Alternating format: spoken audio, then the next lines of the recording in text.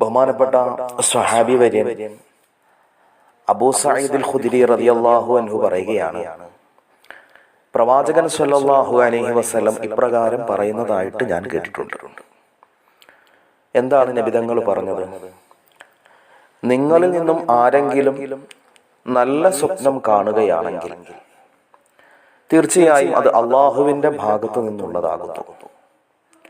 ആ നല്ല സ്വപ്നം കണ്ടതിൻ്റെ പേരിൽ ആ നന്മ അദ്ദേഹത്തിൻ്റെ ജീവിതത്തിൽ ഉണ്ടാകണം എന്ന് ആഗ്രഹിച്ചുകൊണ്ട് അള്ളാഹുവിനെ സ്തുതിച്ചു കൊള്ളട്ടെ.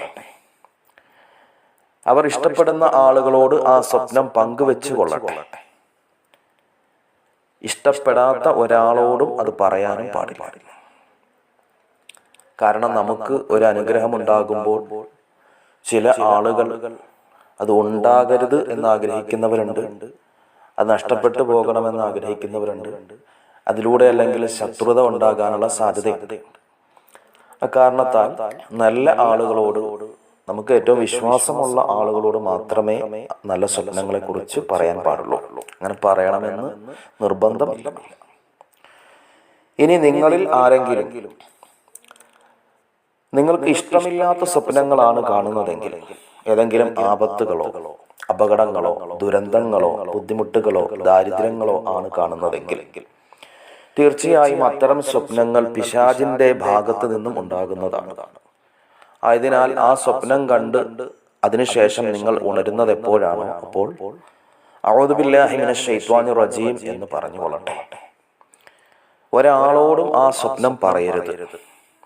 അത്തരത്തിലൊരു സ്വപ്നം കണ്ടു എന്നുള്ള വിവരം മറ്റൊരാളോടും പങ്കുവെക്കാൻ പാടില്ല. ഇത് നമ്മൾ വളരെ ശ്രദ്ധിക്കേണ്ട കാര്യമാണ്. സ്വപ്നം എന്നത് നാം കാണുന്നത് പോലെ സംഭവിക്കണമെന്നില്ല. മോശമായ സ്വപ്നങ്ങളൊക്കെയും പിശാചിന്റെ ഭാഗത്തു നിന്നുണ്ടാകുന്നതാണ്. നല്ല സ്വപ്നങ്ങൾ അള്ളാഹുവിന്റെ ഭാഗത്തു നിന്നുണ്ടാകുന്നതാണ്.